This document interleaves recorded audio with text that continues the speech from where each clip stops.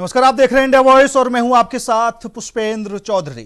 बंगाल में आज पहले चरण का मतदान शांतिपूर्ण और कुछ जगहों पर हल्की गहमागहमी के साथ संपन्न हो गया है। सुबह से ही मतदान केंद्रों पर मतदाताओं की लंबी कतारें देखने को मिली। ग्रामीण इलाकों से लेकर शहरी बूथों तक लोगों में अपने मताधिकार को लेकर खासा उत्साह भी दिखाई दिया। दिन भर राजनीतिक माहौल भी गर्म रहा। एक और प्रधानमंत्री नरेंद्र मोदी ने अपनी रैलियों में विपक्ष पर तीखा हमला करते हुए कहा कि जनता अब भय और जंगलराज से मुक्ति चाहती है और विभिन्न वर्ग किसान, शिक्षक, डॉक्टर, कर्मचारी और व्यापारी परिवर्तन के लिए वोट कर रहे हैं। तो वहीं दूसरी ओर कई इलाकों से मतदान के दौरान अनियमितताओं की शिकायतें भी सामने आई।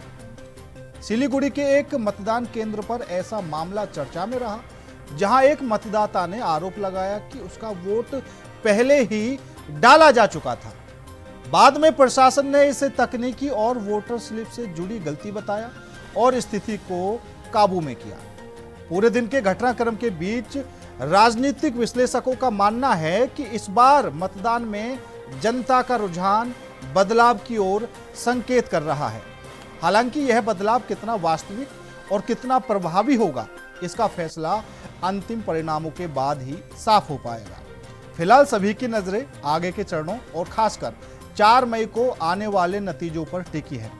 इसी दिन यह तय होगा कि मतदाताओं की यह सक्रियता वास्तव में किसी बड़े राजनीतिक परिवर्तन की आहट है या नहीं। आज क्या कुछ पूरे दिन में रहा, क्या कुछ गहमागहमी दिखाई दी, एक बार आपको दिखा देते हैं स्पेशल रिपोर्ट। पश्चिम बंगाल विधानसभा चुनाव के पहले चरण के मतदान ने हिंसक रूप अख्तियार कर लिया है। एक तरफ मतदाता भारी संख्या में पोलिंग बूथों पर पहुंच रहे हैं, वहीं दूसरी तरफ राज्य के विभिन्न हिस्सों से आगजनी, मारपीट और तोड़फोड़ के गंभीर मामले सामने आ रहे हैं। आसनसोल, मुर्शिदाबाद, सिलीगुड़ी, बीरभूम, सुरी, कुमारगंज कई जिलों में हिंसा हुई। आसनसोल साउथ की हाई प्रोफाइल सीट से बीजेपी प्रत्याशी अग्निमित्रा पॉल की कार पर हमला हुआ, जब वो अपनी टीम के साथ रहमत नगर इलाके में से निकल रही थी, तब उनकी कार पर पत्थरबाजी हुई। ये टीएमसी पार्टी जो जिस तरह का क्रिमिनल है, जिस तरह का बदमाश का पार्टी है, बदमाश क्रिमिनल को लेकर बाहर से भी कल बहुत लोग आए हैं, ये भी खबर मेरे पास है। बहुत गुंडा लोग इधर उधर से आए हैं। खड़गपुर का एक बड़ा गुंडा इधर आए हैं, नदीम बोल के, हम नाम ले रहे। तो ये सबको देखना है इलेक्शन कमीशन को। हम लोग को तो फ्री एंड फेयर इलेक्शन चाहिए। जबकि मुर्शिदाबाद में हुमायूं कबीर के काफिले पर उपद्रवियों ने ईंटों और लाठियों से हमला कर दिया। इस दौरान टीएमसी और हुमायूं कबीर के कार्यकर्ताओं के बीच झड़प भी हुई। अरे उनका जो क्लास है, साइना मुमताज को साथ जो गुंडा हबीब को साथ जो क्लास है, वो मैं कराया। मेरा ऊपर झूठा इंजाम लग रहा है। मेरा को इतना सारा आदमी सपोर्टर है, मैं बम किसके ऊपर डालूंगी? बम मारने का कोई जरूरत नहीं है मेरा। बंगाल में हो रही हिंसा पर नेताओं की भी प्रतिक्रियाएं आ रही हैं। सुनिए नेता क्या कुछ कह रहे हैं। पहले से सख्त करने की जरूरत से ज्यादा सख्त करने की कोशिश की गई है। उसके बावजूद मैं बिहारी बाबू बनाम बंगाली बाबू, सही मायनों में हिंदुस्तानी बाबू, आज पहली बार यहाँ वोट देने आया हूँ और अच्छा लग रहा है अपने लोगों के साथ। अपने पॉलिटिकल गार्डियन बोले घटक बाबू को साथ लाया हूँ, साथ हूँ, उनका साथ देने आया। मैं एक ही चीज़ समझता हूँ, भारतीय जनता पार्टी बुरी तरह से हार रही है। सरकार, कांग्रेस पार्टी पहली बार 294 सीट पर चुनाव लड़ रही है और मुझे लगता है कि इस बार कांग्रेस पार्टी पहले से बेहतर प्रदर्शन करेगी। 3 पार्टी कम से कम सीपीएम और कांग्रेस पार्टी अलग चुनाव लड़ रही है। तृणमूल कांग्रेस जो पहले से सरकार में है, उसके खिलाफ आक्रोश है लोगों में, लेकिन चूंकि बीजेपी सामने है इसलिए अंत में उसको लाभ मिलेगा बीजेपी के होने की वजह से। चुनाव के पहले चरण में कहीं हिंसा हुई, कहीं झड़प, तो कहीं शांति से वोटिंग भी हुई। अब दूसरे चरण का मतदान 29 अप्रैल को होगा और नतीजे 4 मई को आएंगे। तो आज इसी मुद्दे पर करेंगे चर्चा में शामिल होने के लिए हमारे साथ भारतीय जनता पार्टी से तापस पॉल जी जुड़ चुके हैं, टीएमसी से सुमित मेहरोत्रा जी, कांग्रेस से दिलीप मिश्रा जी और राजनीतिक विश्लेषक नीरज प्रताप सिंह जी हमारे साथ जुड़ चुके हैं। सभी मेहमानों का बहुत बहुत स्वागत है। सबसे पहले नीरज जी, आपसे ही जानना चाहूंगा, क्योंकि राजनीतिक बयानबाजी बाद में रुख करेंगे उसका, लेकिन आज जो देखने को मिला, इतने प्रतिशत वोटिंग हुई, 89.93% वोटिंग आज देखने को मिली। पहले विधानसभा चुनाव में 83% हुई थी। क्या कुछ देख पा रहे हैं आप, बदलाव की लहर या फिर ममता दीदी का जादू? देखो, पहले तो जो वोटर जागरूक हुए उनको बहुत बहुत धन्यवाद। लोकतंत्र मजबूत हो रहा है, इससे ये पता चल रहा है कि आज लोकतंत्र मजबूत हो रहा है।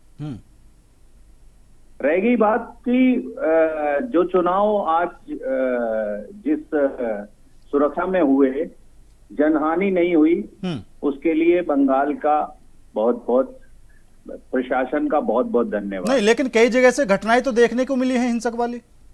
तो आप देखिए ना, वो घटनाएं क्यों हुई? कहीं ना कहीं खिसियायापन है, कहीं ना कहीं दिख रहा है कि वोटर जाग चुका है। कहीं ना कहीं एक चीज दिख रही है कि जनता ये जान चुकी है कि किसको वोट देना है, किसको नहीं देना है। जो इस राष्ट्र के लिए काम करेगा, सेवा करेगा, उसके लिए वोट देगा।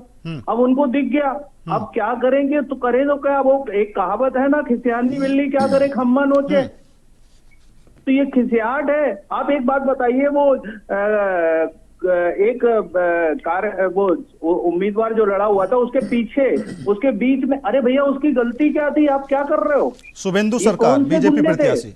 और मैं तो कहता हूँ प्रशासन को अरेस्ट करना चाहिए उनको।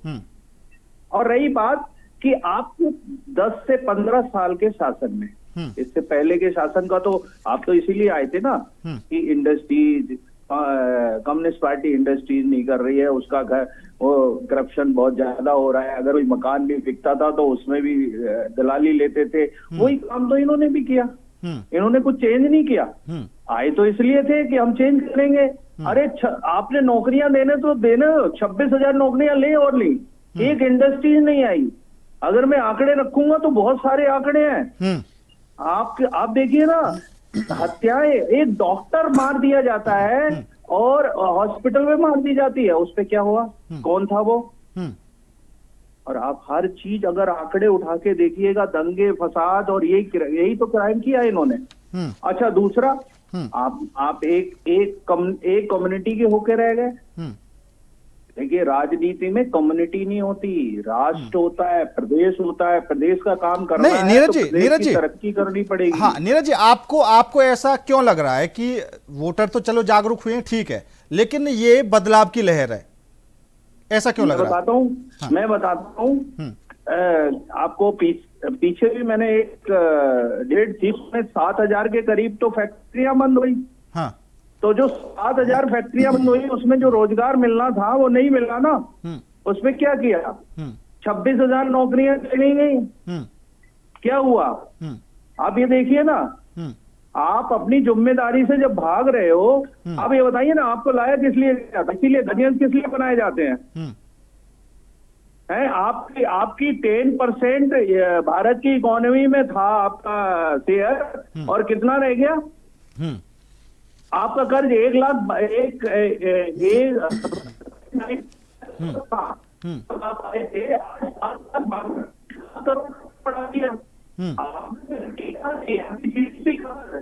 रह गई। आपने 15,000 करोड़ रुपए इन्वेस्ट कर पाए।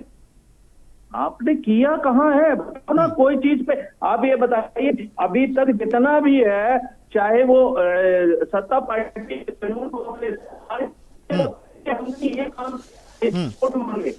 एक पॉइंट बता रहे कि इस बात पे पूरे में बता दो। एक चैलेंज कर रहा हूं मैं तृणमूल कांग्रेस से।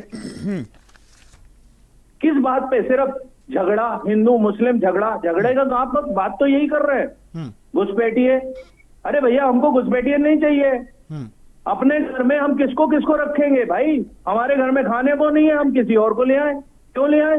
पहले अपना घर पूरा करेंगे, उसके बाद लाएंगे। ठीक है, ठीक है। मैं सुमित मेहरोत्रा जी से सवाल करूंगा, लेकिन उससे पहले दिलीप मिश्रा जी, क्योंकि अभी जो नीरज जी ने कहा कि भाई बदलाव की लहर तो है और जो वोटर्स हैं वो भी जागरूक हुए हैं। पिछली बार 83% और अब की बार 89। आपका पलड़ा धीरे धीरे गिरता हुआ दिखाई दिया बंगाल के अंदर। अब की बार क्या उम्मीद आपको लग रही है दिलीप जी? दर्शकों को हमारे पहले में सारे लोग को नमस्कार। नीरज जी को बीजेपी सरकार आएगी कि आप इसे परहेज रख रहे हैं, ठीक है? अब इतना परहेज मत करिए, आप नीचे मोदी गेम के भी रुक गए, बोल लीजिए, कोई बात नहीं है, हम कंसिडर कर लेंगे। आप दिलीप जी, आपकी आवाज नहीं पहुंच पा रही है, आपकी आवाज साफ नहीं आ पा रही है। हम कह रहे हैं कि नीरज जी, आप ये एयरफोन निकाल दीजिए। हाँ,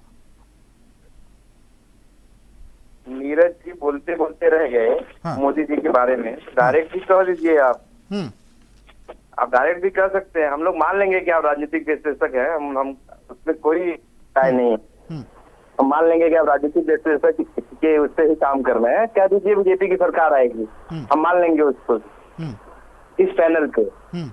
देखिए, जो बात है बंगाल की, बंगाल की जो राजनीतिक जो ज्योग्राफिकल जो समीकरण है वो देश के बाकी राज्यों से बहुत अलग है। ठीक है। यहाँ बैठ, क्योंकि मैं इसलिए कह रहा हूँ क्योंकि मैं वहाँ पे काफी काम कर चुका हूँ एज ए सोशल फील्ड में। हरिश्चंद्रपुर, रतुआ, मालदा, बहुत जगह पे काम किया मैंने वहाँ पे।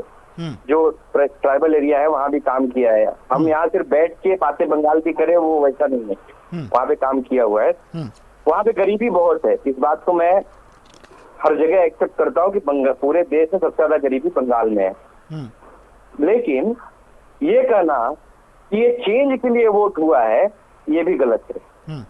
क्योंकि बंगाल पहले से 80% प्लस वोट करते आया है। हाँ। सिर्फ 5% वोट में चेंज हो जाएगा।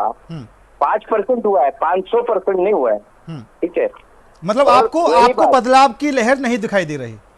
कोई बदलाव की लहर नहीं है। मतलब आपको यह भी नहीं लग रहा कि कांग्रेस आ जाएगी? सुनिए, मैं इस पोर्टल से ये क्यों कहूँ कि कांग्रेस आ जाएगी? हाँ, लेकिन हम सरकार में एक अहम भूमिका निभाएंगे।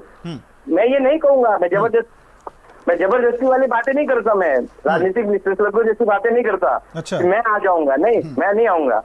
लेकिन कुछ सीटों पे जिस कंडीशन में कांग्रेस थी पहले, उस सीटों पे अच्छा परफॉर्म करेंगे और जो सरकार बनेगी उसमें अच्छी भूमिका निभाएंगे। दूसरी बात, मुझे बोलने का पूरा मौका दिया जाए। बिल्कुल बिल्कुल, पूरा मौका मिलेगा, 1 घंटे का समय। अभी ये बात कर रहे थे कर्ज की।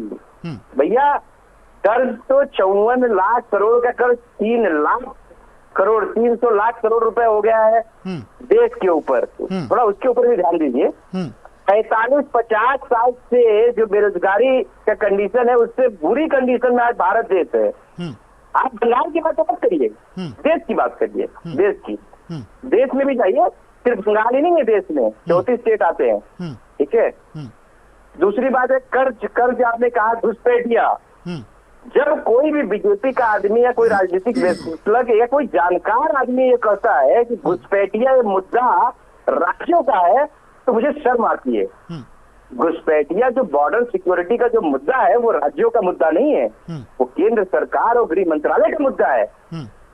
अगर ये आप कह रहे हैं कि किसी बॉर्डर से घुसपैठिए आ रहे हैं अंदर, तो इसका मतलब है कि केंद्र सरकार, गृह मंत्रालय, सेना और सारे लॉ एजेंसियों पे आप सवाल उठा रहे हैं। आप स्टेट सरकार पे आप सवाल नहीं उठा रहे हैं। और दूसरी बात है हिंसा की। भैया, इलेक्शन कमीशन के हाथ में पूरा सिस्टम था। इलेक्शन कमीशन ने अपने हिसाब से लोगों को चेंज किया, अधिकारियों को बदला, अधिकारियों को रखा। उसके बाद भी अगर हिंसा होती है, उसके बाद अगर बोले कि टीएमसी जिम्मेदार है या कांग्रेस जिम्मेदार है, ये तो यार अलग ही मजाक चल रहा है, एक अलग ही किस्म की मजाक है। मतलब देश में पूरे कानून व्यवस्था इलेक्शन कमीशन के हाथ में है, तो भी आप कहेंगे कि वो क्षेत्रीय पार्टी या कांग्रेस या सपा की वजह से ये हो रहा है। ये तो मतलब ये मानसिक नहीं। तो दिलीप मिश्रा जी, ये जो चुनाव के दौरान हिंसा की खबरें आ रही हैं, ये ऐसा भी नहीं है कि पहली बार आ रही हैं। जब भी चुनाव होते हैं तो हिंसा की खबरें तो आती है बंगाल से। खबरें आती हैं, लेकिन पुष्पेंद्र जी, हिंसा की जो खबरें आती हैं, ये पूरा देश जानता है, जो थोड़ा बहुत भी पढ़ा लिखा आदमी है, कि जैसे ही कोड लगता है उसके बाद जब तक इलेक्शन की जब तक वोटिंग नहीं होती तब तक पूरा प्रदेश इलेक्शन कमीशन के हाथ में होता है। इलेक्शन कमीशन अपने हिसाब से अधिकारी बिठाते हैं, अपने हिसाब से इलेक्शन करने वाले चुनाव आयोग के लोग बिठाते हैं। फिर आप ये कैसे कह सकते हैं कि किसी स्टेट सरकार की तकलीफ है, इसकी वजह से हिंसा हो रही है? नहीं, आप बात को समझिए दिलीप जी, ठीक है, आपकी बात ठीक है, आपकी बात मान ली कि केंद्र सरकार के हाथों में चीजें होती हैं, इलेक्शन कमीशन के हाथों में चीजें होती है सारी, लेकिन जो आज की तस्वीर आपने देखी, जो बीजेपी के प्रत्याशी हैं कुमारगंज से, शुभेंदु सरकार, उनको किस तरह दौड़ा दौड़ा कर पीटा जा रहा था, आपने तस्वीरें देखी होंगी। अब वो किस पार्टी के कार्यकर्ता थे? हम तो उनको भीड़ ही मानकर चल रहे हैं कि वो भीड़ थी। अब जब भीड़ एक प्रत्याशी को पीट रही है तो कानून व्यवस्था कहां पर सवाल खड़े होंगे? पुष्पेंद्र जी, जो हुआ वो सही नहीं हुआ, लोकतंत्र के लिए सबसे बुरा दिन था। लेकिन ये भी सही है कि जैसी करनी वैसी भरनी। जब आप आम दाम दंड भेद यूज करके इलेक्शन जीत के पावर में आने की कोशिश करेंगे तो ये विद्रोह आपको झेलना पड़ेगा, ठीक है? और इस विद्रोह को रोकने के लिए अगर आपकी एजेंसियां फेल होती हैं, अगर इलेक्शन कमीशन फेल होता है, तो कहीं ना कहीं केंद्र सरकार और इलेक्शन कमीशन के जो इलेक्शन कराने की जो प्रक्रिया है उस पे सवाल उठता है। चलिए ठीक है, मैं आऊंगा आपके पास वापस। सुमित मेहरोत्रा जी टीएमसी से जुड़े हुए हैं। सुमित जी, क्या कुछ देख रहे हैं आप, क्योंकि आपने तो ये जो विधानसभा का चुनाव है आपने आज अखाड़ा ही बना दिया। जी पुष्पेंद्र भाई, हाँ सुन पा रहे हो सुमित भाई? एक बार रिपीट कर दीजिए। हाँ सुमित भाई, आज जो देखने को मिला, आज जो तस्वीरें सामने आई, बीजेपी प्रत्याशी को दौड़ा दौड़ा कर पीटा जा रहा था, आपने तो पूरा तांडव मचा रखा टीएमसी ने। ये आप आरोप हम पे क्यों लगा रहे हैं? वो तो जनता ने दौड़ाया है। इसमें टीएमसी पार्टी का क्या रोल है? अच्छा, इसमें टीएमसी पार्टी का क्या रोल है भाई? मुझे आप बताइए। क्या वो लोग ये कह रहे हैं कि हम कार्यकर्ता हैं? नहीं, टीएमसी पार्टी का रोल ये है, दरअसल मैं खुद भी नहीं कह रहा कि भाई टीएमसी के वो कार्यकर्ता थे, जो भी थे, टीएमसी पार्टी का रोल मैं इसलिए मान रहा हूं कि आप कभी भी 2011 से बाद तक छोटे मोटे भी अगर चुनाव हुए हैं, अगर पंचायत चुनाव भी हुए हैं, आप उनमें भी देख लीजिए, तो ऐसे भी दौर देखने को मिले हैं कि टीएमसी के कार्यकर्ताओं ने विपक्षी प्रत्याशियों को नामांकन तक नहीं करने दिया, ठीक है, निर्विरोध जीत चुके हैं। ये चीजें देखने को मिली हैं, तो इस वजह से कह रहा हूं। निर्विरोध वाली कथा तो देश की प्रधानमंत्री ने 2014 में डाल दी थी। देश के प्रधानमंत्री ने जब ये चीज कर दी थी तो हम क्यों नहीं करेंगे भाई? आप हमारे व्यक्तियों के नाम कटवाते थे। अभी भी कई जगह इन लोगों ने बंगाल में हमारे प्रत्याशी के नाम फॉर्म कटवा दिए इन्होंने। क्यों भाई? ये लड़ने का अधिकार नहीं है।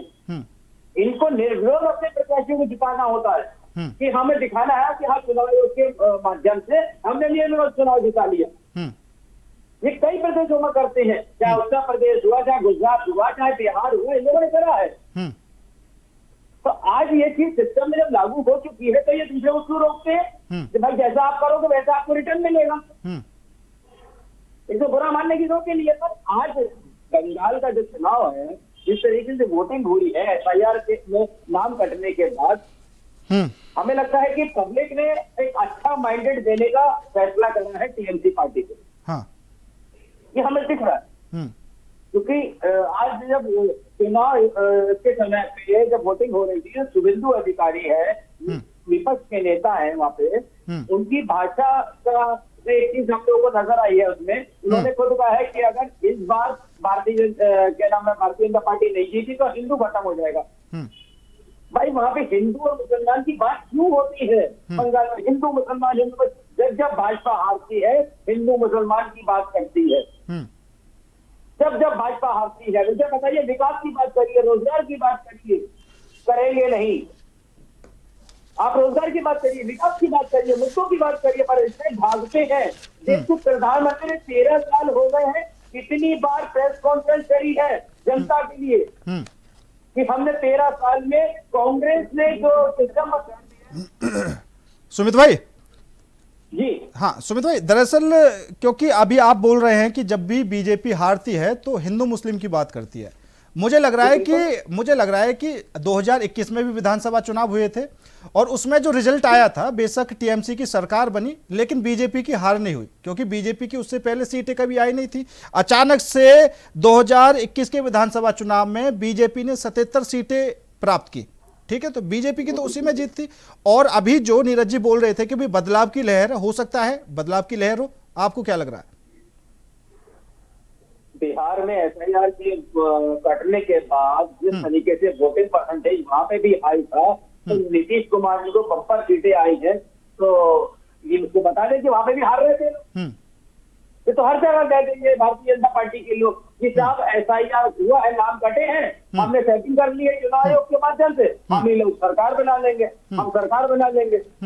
नहीं, अगर आपको ऐसा लगता है कि नहीं, ये जो विपक्ष, ये जो लगातार, खैर आप तो वहां सरकार में हैं, आपको तो विपक्ष नहीं बोलेंगे, लेकिन आप भी अगर ये बात बोलते हैं कि बीजेपी और चुनाव आयोग मिले हुए हैं, तो फिर आप चुनाव किसी लिए लड़ते हैं? तो आपको तो सीधे हार मान लेनी चाहिए कि भाई जब मिले हुए हैं तो सीधी सी बात है हमारी हार होगी। हम उस पार्टी के सिपाही हैं जिसकी नेता नेटर होकर के लड़ाई लड़ती है, ईमानदार है, लड़ाई लड़ेंगे।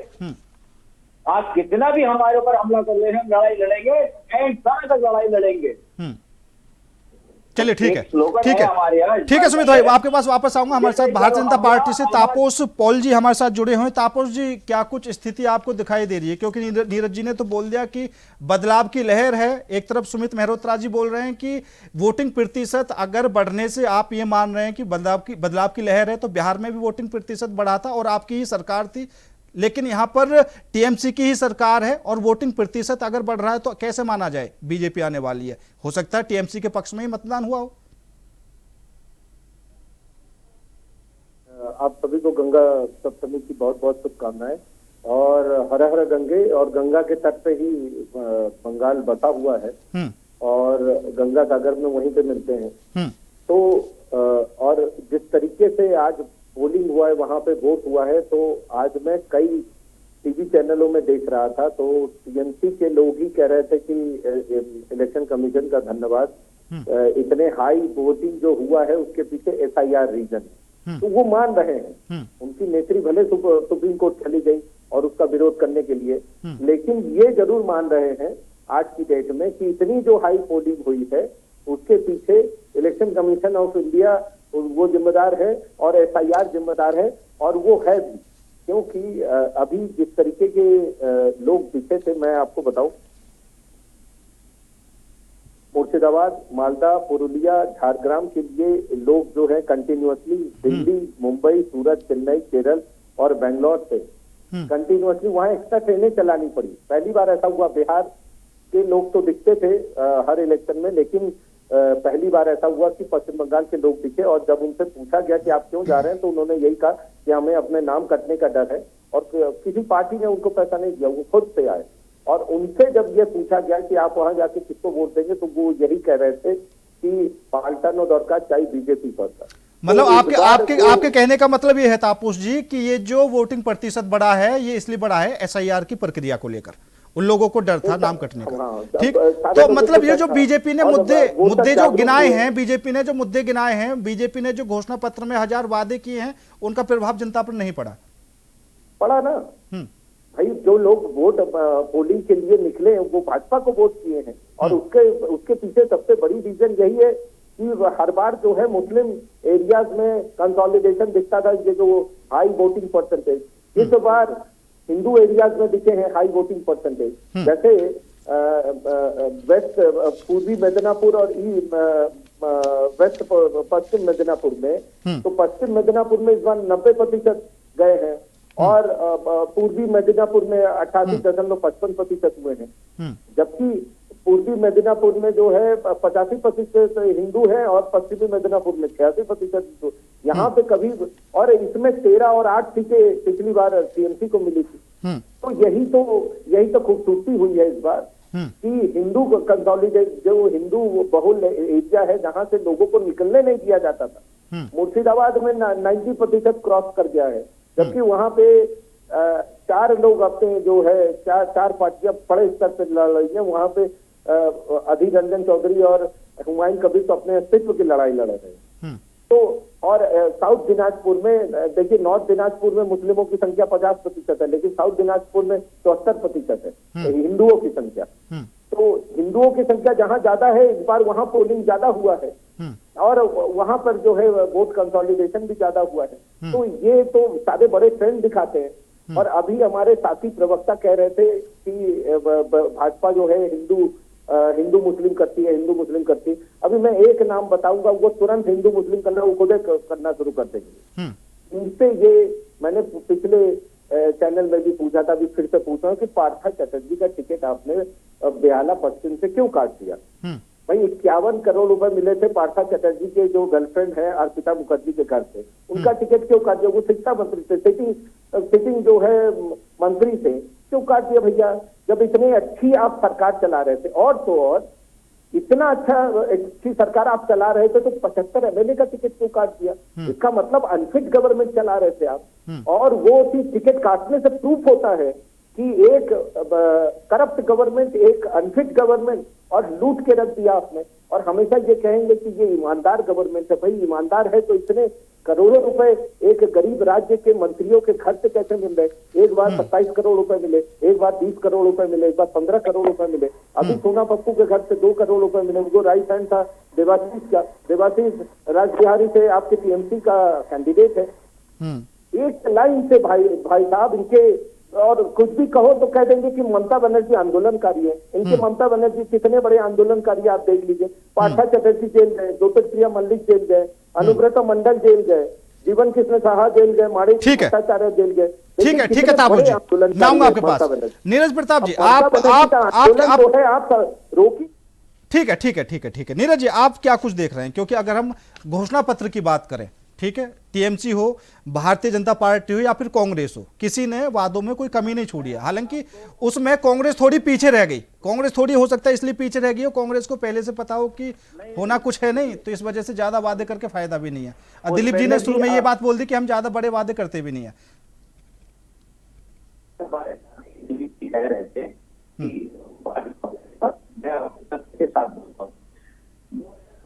नीरज जी, आपकी आवाज नहीं मिल पा रही है, आवाज नहीं मिल पा रही है। आ रही है आवाज? हाँ, अब आ रही है, बोलिए। मैं कह रहा हूं आपके 2016 में 10.16% बीजेपी को वोट मिले थे। हाँ। उसके बाद 2021 में 38.13। ये तो तथ्य है।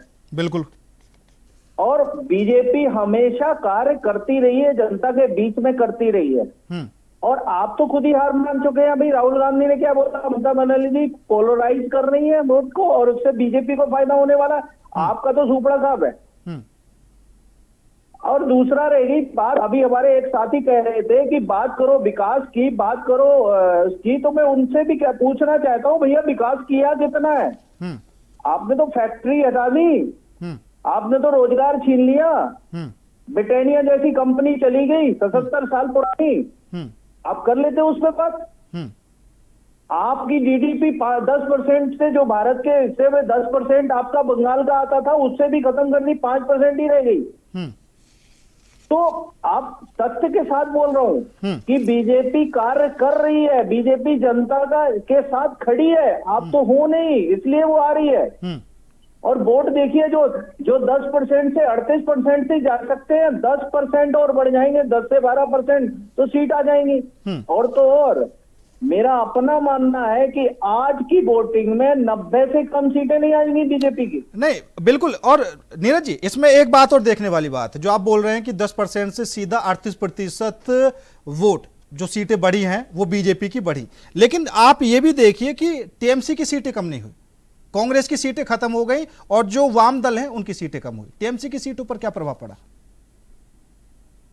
नहीं, मैं ओवरऑल नहीं बता रहा, मैं आज की वोटिंग की बात कर रहा हूं। आज जो सीटों की वोटिंग हुई उसके बाद, बाकी तो आंकड़ा मैं बता रहा हूं। मैं तो वोट की सीटिंग के लिए बता रहा हूं कि 38%, 16 से 38% जंप किया तो कहीं ना कहीं कार्य तो किया होगा ना, ऐसे ही थोड़ी हो गई। और अगर 15% वोट और आ गए, अभी भाजपा के पक्की सीट है, तो भाजपा सरकार बना रही है भैया।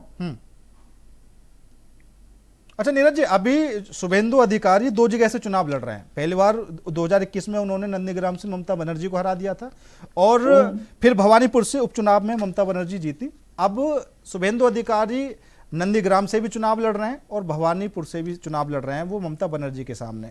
क्या ये आत्मविश्वास ज्यादा तो नहीं है कुछ? क्या चीज?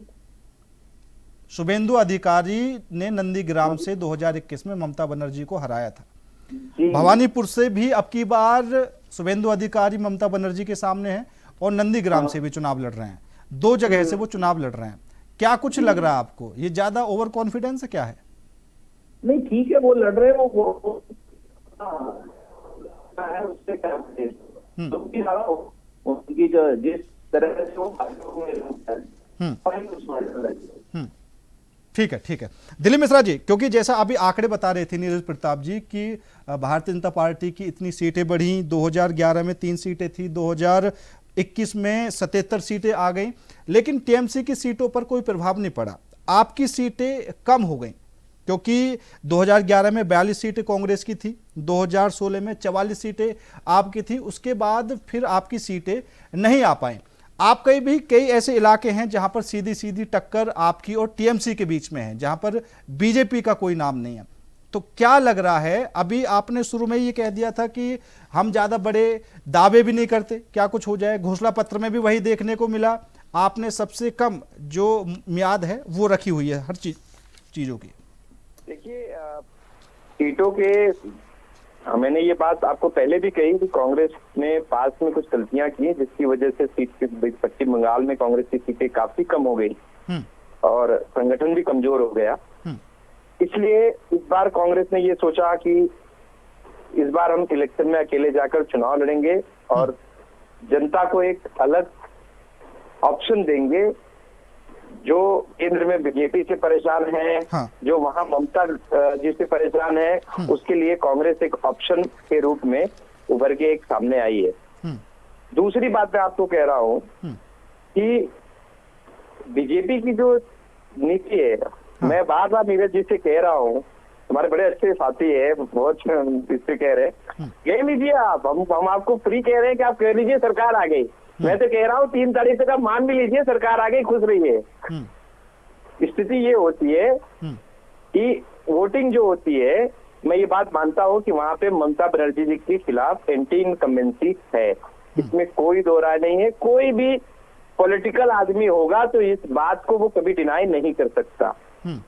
लेकिन बीजेपी की तरफ झुकाव है, ये कहना एकदम गलत है, क्योंकि बीजेपी केंद्र में सरकार चला रही है।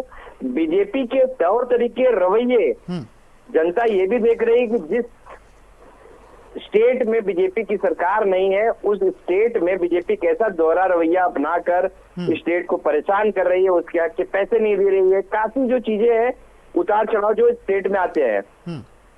और रही बात कांग्रेस की, कांग्रेस पार्टी ने देश को जो भी चीज दिया, चाहे वो बेल दिया, चाहे एम्स दिया, उसके अलावा बीजेपी द्वारा बनाया हुआ एक भी चीज हमें बता दीजिए।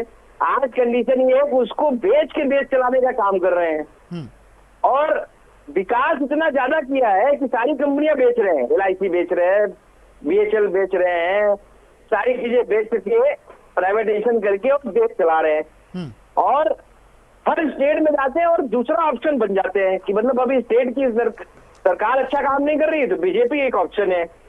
नहीं तो दिलीप जी, आखिर फिर कांग्रेस की रणनीति में कहां पर कमी है कि हर जगह जाकर बीजेपी या तो फर्स्ट या सेकंड ऑप्शन बन जाती है और कांग्रेस वो काम नहीं कर पा रही? ये तो हम वही कह रहे हैं ना आपको। ये तो बीजेपी का कहना है कि हम ऑप्शन है, हमको आदत नहीं है चिल्लाने की, लेकिन लोगों को पता है जो वहां पे एंटी कम्युनिटी में जो ममता जी से नाराज है और जो देश में बीजेपी से नाराज है, उसके पास एक ऑप्शन जो दिखाई दे रहा है, जो एक रास्ता दिखाई दे रहा है, वो कांग्रेस पार्टी के रूप में सामने आया है। और कांग्रेस पार्टी अब आप बोल रहे हैं कि कांग्रेस पार्टी के रूप में ऑप्शन सामने आया। दिलीप जी, अब आप बोल रहे हैं कि कांग्रेस पार्टी के रूप में ऑप्शन सामने आया है। आप ये बात मानने को तैयार नहीं है कि ये जो वोटिंग प्रतिशत बढ़ा है ये बदलाव की लहर है, ठीक है। आप ना बीजेपी की तारीफ करने को तैयार है कि हो सकता है बीजेपी के खेमे में वोट जा रही हो, ना आप खुद अपने लिए बोल रहे हैं कि हाँ कांग्रेस की सरकार बन सकती है, तो फिर तो टीएमसी की ही बनेगी। नहीं, हम अपने लिए नहीं कह रहे हैं कांग्रेस की सरकार बन सकती है, क्योंकि हम बीजेपी नहीं है ना। जो सच्चाई है, जो जनता का वहाँ मैंडेट है, हम उसके साथ ही रहेंगे। हमने ये कहा है कि हम वहाँ सरकार में एक अहम भूमिका निभाएंगे। वो मुकाबला जो है वो त्रिकोणीय हो चुका है और इस बात से बीजेपी बहुत ही परेशान है वहां पर, क्योंकि इलेक्शन कमीशन, हाँ अभी एक बीजेपी के हमारे भाई प्रवक्ता जी बात कर रहे थे कि ये SIR का नतीजा है। मैं 110% कर रहा हूँ कि वोटिंग जो ज्यादा हुई SIR का नतीजा। आपका बहुत बहुत धन्यवाद कि आपने इस राष्ट्रीय न्यूज चैनल पे एक्सेप्ट कर लिया कि SIR का नतीजा है। ये जरूर SIR का नतीजा है। इस बार SIR बीजेपी को बंगाल में उल्टा पड़ता दिखाई देगा। चलिए ठीक है सुमित मेहरोत्रा जी, क्योंकि जो अब तक के पिछले विधानसभा चुनाव हुए उसमें जो देखने को मिला काफी चीजें ऊपर नीचे रहीं, कांग्रेस भी ऊपर नीचे रही, कांग्रेस का ग्राफ फिर लास्ट में गिरता चला गया, लेकिन बीजेपी उभरकर वहां पर आई बंगाल में। और अब की बार जो वोटिंग प्रतिशत ज्यादा बढ़ा है, तपोज जी बोल रहे हैं कि वो SIR का परिणाम है, क्योंकि जो वोट कम हुई हैं तो उसके हिसाब से सीधी सी बात है वोटिंग प्रतिशत बढ़ेगा ही बढ़ेगा, और वो सब जा रही हैं बीजेपी के खेमे में। सुमित भाई जी जवाब दीजिए। हुसैन भाई देखिए, भारतीय जनता पार्टी को तो ये सेट करना है कि हाँ हम लोग जीत रहे हैं, हम लोग जीत रहे हैं, क्योंकि इन्हें गड़बड़ी करने का मौका मिल जाएगा EVM में। जिस तरीके से हम लोगों ने कई जगह देखा है, चंडीगढ़ में देखा है, हरियाणा में देखा है, महाराष्ट्र में देखा है, पर ये ऐसा हो नहीं पाएगा। हमारे वर्कर्स जितने हैं सबने तय करा है कि 4 तारीख तक जितनी भी EVM हैं उनकी सुरक्षा करेंगे, और अब की बार अगर हमें EVM सड़कों पे मिल गई तो भारतीय जनता पार्टी के और चुनाव आयोग के लिए अच्छे दिन नहीं होंगे। क्योंकि पिछली बार भी हम लोगों ने देखा है जिस तरीके से EVM का दुरुपयोग सड़कों पे हुआ है, चीजें मिली है, तो कहीं ना कहीं ये चीजें दिखाती है, लोग आपस में सेटिंग बना के चलते हैं। ये तो आप लोगों ने भी देखा होगा, तपल भाई ने देखा होगा, EVM अगर चुनाव निपटने के बाद स्ट्रॉन्ग नहीं गई तो सड़कों पे क्या करती है, देखा नहीं देखा। सुमित भाई 2023 के पंचायत चुनाव में फॉर्म 7 का क्या हुआ? सुमित भाई 2023 के पंचायत चुनाव में जिस तरीके से मतपेटियां जलाई गईं, मतपेटियों को तालाब में फेंका गया, ये भी बीजेपी की जिम्मेदारी थी। देखिए 2021 में मैं समझता हूँ जो चीजें हुई है तो कहीं ना कहीं उसमें भारतीय जनता पार्टी पूरी ये आरोप है, हम बता रहे हैं। आप ये कह रहे हैं मतपेटियां उठा करके हमने वहां पे गंगा जी भेज दी, यही तो आपका कहना है। भाई चुनाव आयोग होता है, चुनाव 21 में भी चुनाव आयोग ने ही चुनाव कराया था, गणेश कुमार जी थे, तो उनके इलेक्शन में जब कोई चीज हो रही है तो हम लोग उसमें कहाँ इन्वॉल्वमेंट है। भाई तो जो आरोपी होने आप पकड़ी, उन्हें जेल में डाली, जो जिन्होंने कोई चीज गलती करी है। भाई इस बार भी अगर कहीं कोई चीज गलत हो रहा है, पूरी सेना लगी है, गणेश कुमार जी की पूरी टीम लगी, चुनाव आयोग की कोशिश अगर गलत करता हो तो उठा के बंद करिए। क्या वो टीएमसी सुमित मेहरोत्रा जी, सुमित भाई एक सीधा सा उदाहरण दे रहा हूं। अभी आप हर चीज को बीजेपी और चुनाव आयोग पर फेंकने के लिए बोल रहे हैं कि जो भी घोटाला घपला होने से लगा हुआ वो बीजेपी और चुनाव आयोग मिलकर कर रहे हैं। अब आप मुझे ये बता दीजिए, जो मैंने अभी बोला कि 2023 में पंचायत चुनाव में जिस तरीके से मतपेटियां जलाई गई, तालाब में फेंका गया, दूसरा ये जहां पर टीएमसी का वर्चस्व है वहां पर बीजेपी प्रत्याशी को खुलेआम पीट दिया जाता है। आप बोल रहे हैं कि वहां पर भी जो ईवीएम है उसके साथ छेड़छाड़ हो सकती है। कैसे ये आप समझ में नहीं आ रहा? हुसैन भाई आपका कहने का मतलब है जहाँ पे टीएमसी का वर्चस्व है जिस क्षेत्र में, वहाँ पे टीएमसी के लोग मार रहे हैं ना? बिल्कुल, आपका ये कहना है। यानी कि वो जनता जो है अगर टीएमसी को सपोर्ट कर रही है, भारतीय जनता पार्टी के लोगों के ऊपर अगर कोई हमला हो रहा है तो ये तो हम भी कहेंगे कि भाई हमला हुआ है, गलत हुआ है, जिन व्यक्तियों ने कहा आप उन्हें पकड़िए, मारिए। अब आप ये कहती है आज वो टीएमसी को सपोर्ट कर रहे हैं, अगर वो कल को भारतीय जनता पार्टी को सपोर्ट करने लगे तो वो सही हो गए, भारतीय जनता पार्टी के हो गए। बंगाल के अंदर हम लोगों ने देखा है जिस तरीके से अभी भी इस बार इन लोगों ने टिकट वितरण में इन्हीं के लोगों ने अपने ही कार्यकर्ताओं को आपस में मारा है, मारपरवाही हुई है, गाली गलौज हुई है, वो आपको कोई दिखाई नहीं पड़ा चुनाव के समय पे। देखा नहीं देखा? प्रफुल्ल भाई बता देंगे कि पैराशूट बना करके जिन लोगों को इन लोगों ने टिकट दिया था, वहीं की इन्हीं की पब्लिक ने उन लोगों को मारा है। तो इसमें भी कह देंगे साहब को टीएमसी के लोगों ने जाके मारा, इन्हीं के कार्यकर्ताओं टीएमसी के लोगों ने मारा। नहीं, मेरा कहने का मतलब ये है कि 2011 से अब तक ममता बनर्जी की लगातार सरकार रही है। ये जो छुटपुट घटनाएं होती रहती हैं, ये जो हिंसक झड़पें होती रहती हैं, और अब तो मेरे हिसाब से कोई राज्य होगा नहीं जहां पर ये हथगोले बम की खबरें आती हों। बंगाल के अंदर आज भी हाथ से बम बनाए जा रहे हैं, छोटी मोटी लड़ाई होती है, एक दूसरे के ऊपर बम फेंक दिए जाते हैं। ये चीजें अभी तक सरकार ने खत्म नहीं करवाई, क्या चक्कर है?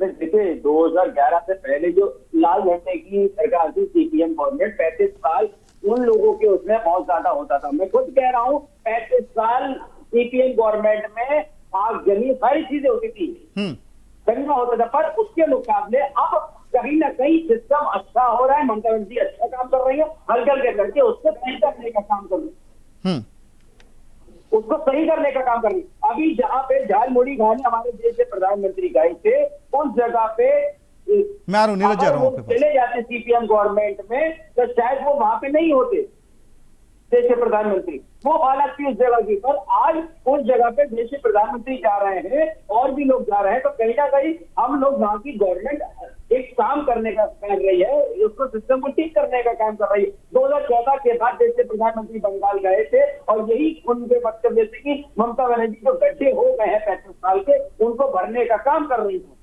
सुमित भाई, समस्या यही है ना कि जहां पर सुमित भाई समस्या यही है, बंगाल में आपकी सरकार है तो आप कमियों को मानेंगे नहीं, दूसरे राज्य में अगर किसी और की सरकार है, वहां पर कोई घटना हो जाती है तो आप कानून व्यवस्था को लेकर सवाल खड़े कर देंगे, सब कुछ कर देंगे। और आपको सुमित भाई, आपको याद होगा 2022 में जब वीरभूम हिंसा हुई थी, आप हमारे साथ डिबेट में बैठे थे, ठीक है, वहां पर एक टीएमसी नेता की हत्या कर दी गई। नीरज भाई, दिलीप जी, बदले में 10 लोगों को मौत के घाट उतार दिया था, घरों में आग लगा दी थी, उसमें महिला और बच्चे ज्यादातर थे। ठीक, ऐसी घटनाएं लगातार आ रही हैं। क्या मुझे बताइए 2021 में जो घटना हुई, क्या आज पहले चरण में कोई घटना हुई है क्या? हम लोग खुद चाहते हैं कि वहां पे घटना ना हो, शांतिपूर्ण तरीके से चुनाव हो। ठीक है सुमित भाई, ठीक है, क्योंकि समय भी थोड़ा कम है, एक एक करके ले लेता हूँ। तापस जी कुछ कहना चाहते हैं? तापस जी, हेलो, बोलिए। ये भादु शेख के घर को जला दिया गया था और भादु शेख के परिवार के जो लोग बचे थे, उनसे जब ये पूछा गया कि क्यों जलाया गया, तो उन्होंने यही कहा कि सवाई के भाग को रे दी तो वो होके मेरे दिए थे। मतलब सबको भाग बंटवारा करके देते थे, फिर भी उनको मार दिया गया है। तो ये दिक्कत है वहां पे, भाग बंटवारा के चलते जो है, पैसे के चलते उसके पूरे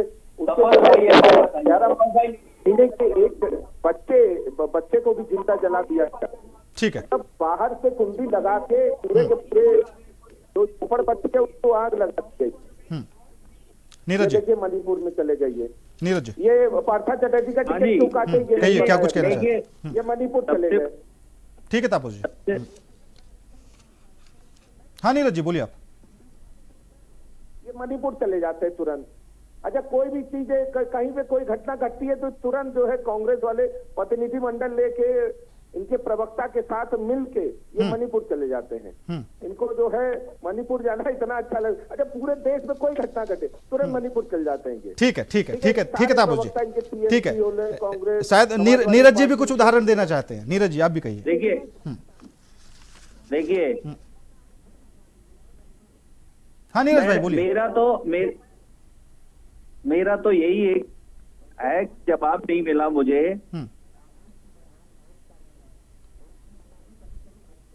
नीरज जी आपकी आवाज मिल पा रही है, बोलिए आप। हाँ मिल रही है। मैं कह रहा हूँ मेरे को जवाब नहीं मिला कांग्रेस प्रवक्ता से भी कि राहुल जी ने सुबह ही हार मान ली। उन्होंने खुद कह दिया वे बीजेपी को फायदा पहुंचा रही है ममता बनर्जी। दूसरा जवाब था कि हमारे साथी कह रहे थे कि सीपीएम के टाइम पे झगड़ा इसीलिए तो लाए थे। आपने लॉ एंड ऑर्डर क्या किया? सुप्रीम कोर्ट ने क्या कहा? लोकतंत्र की जंग पर हमला। ये छोटी बात है क्या? आपने किया क्या?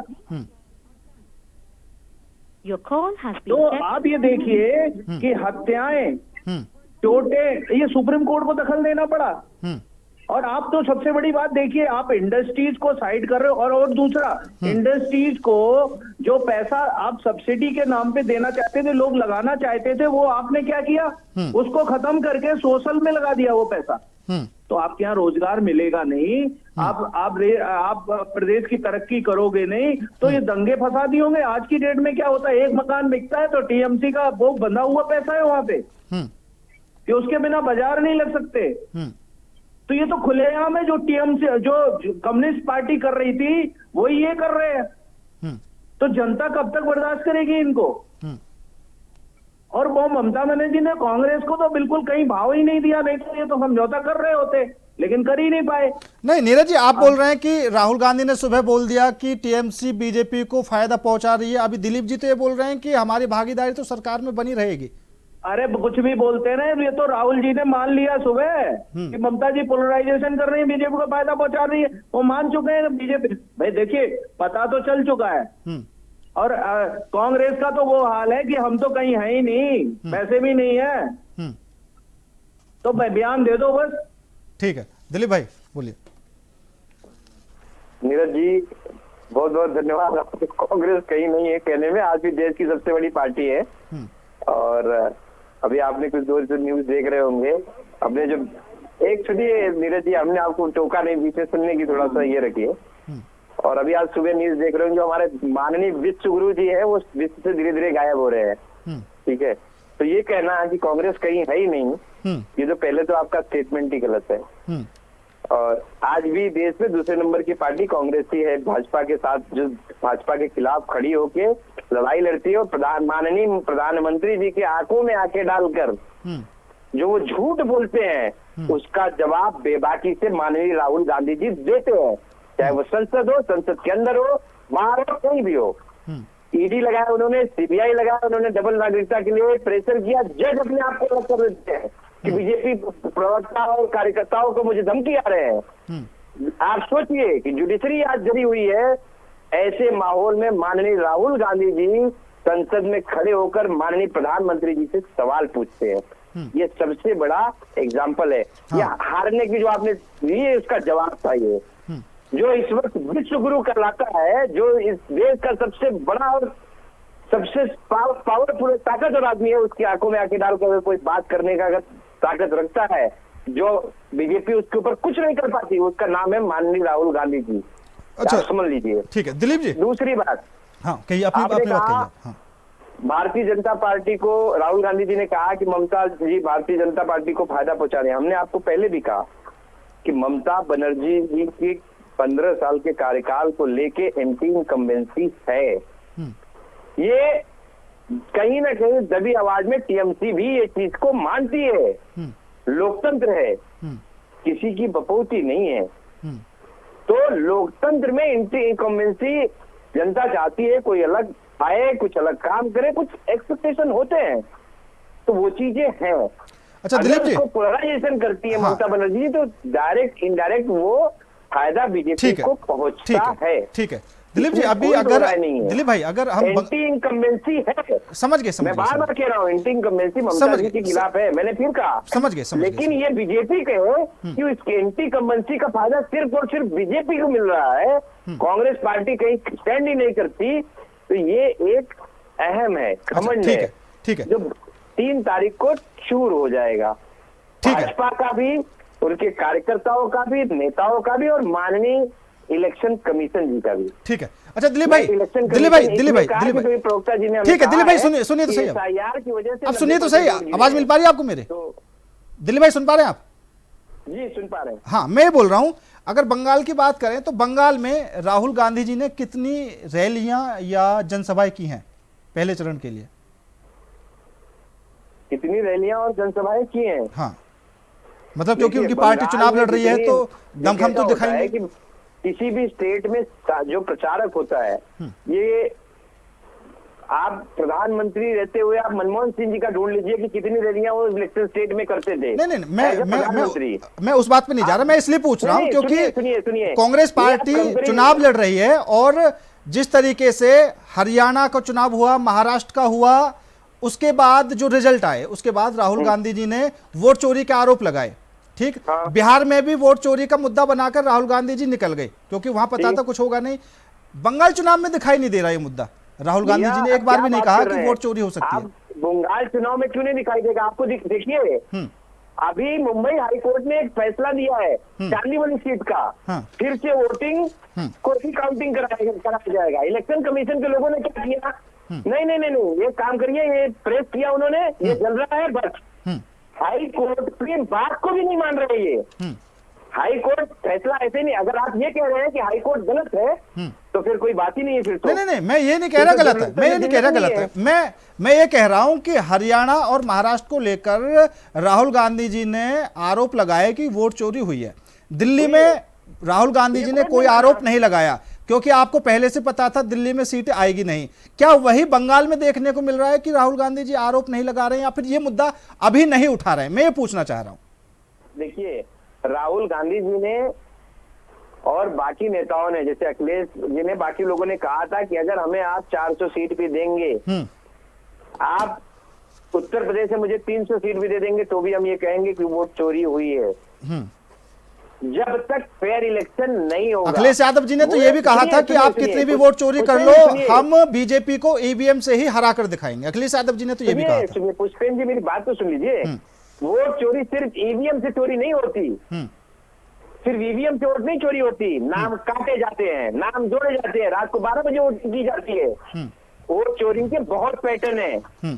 सिर्फ वोट चोरी मतलब ईवीएम से वोट डालना ही वोट चोरी है नहीं। ये भी नेता प्रतिपक्ष ने कभी नहीं कहा। नेता प्रतिपक्ष ने कहा वोट काटे गए, डुप्लीकेट वोट डाले गए, रात को 12 बजे तक वोट डाले गए। वोट जब पड़े तब उसके आंकड़े अलग थे, वोट जब सुबह ईवीएम मशीन खुली तो उसके आंकड़े अलग हुए। चलिए ठीक है, ये सारे वोट चोरी के। ठीक है दिलीप भाई, समय की भी कमी है। आपका भी बहुत बहुत धन्यवाद। सुमित भाई आपका भी बहुत बहुत धन्यवाद। तपोष जी आपका भी, नीरज प्रताप जी आपका भी बहुत बहुत धन्यवाद मेरे साथ इस खास चर्चा में जुड़ने के लिए। लेकिन बंगाल के पहले चरण का जो मतदान था आज संपन्न हो चुका है। रिकॉर्ड तोड़ वोटिंग हुई है। एक तरफ बीजेपी कह रही है कि ये बदलाव की लहर है, तो दूसरी तरफ ममता बनर्जी भी अपनी पार्टी को बहुमत की ओर बोल रही हैं। हालांकि क्या कुछ होगा और किसकी सरकार बनेगी, अभी दूसरे चरण के लिए भी दमखम देखना बाकी है। तमाम दल चुनावी मैदान में उतरे हुए हैं। एक तरफ प्रधानमंत्री नरेंद्र मोदी भी जनसभाओं को संबोधित कर रहे हैं, तो दूसरी तरफ कांग्रेस और टीएमसी भी लगातार रैलियां करने से लगी हुई हैं। 4 मई को नतीजे आएंगे, क्या कुछ होगा देखा जाएगा। फिलहाल मेरे साथ इस खास पेशकश में इतना ही। नमस्कार।